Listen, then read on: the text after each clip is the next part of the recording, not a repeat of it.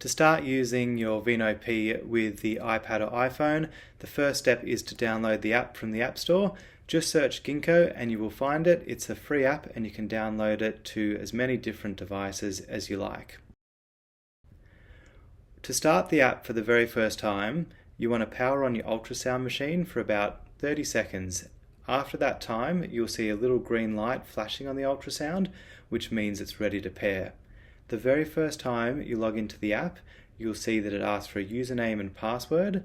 Just type Ginkgo and VINNO P123. It is case sensitive, there's no spaces. You only need to do this the very first time you log into the app.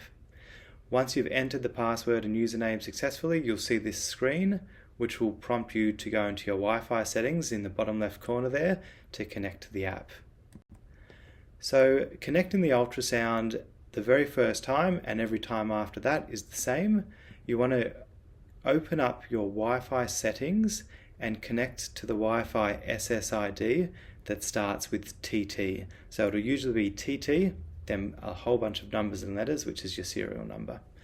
Once you've connected there, it'll tell you there's no internet connection. That's totally fine, you don't need the internet to connect, and you can exit your Wi-Fi settings and open up the app. So if you've connected successfully, you'll see a screen that looks a little bit like this, and you'll get into the ultrasound imaging and you can start to scan.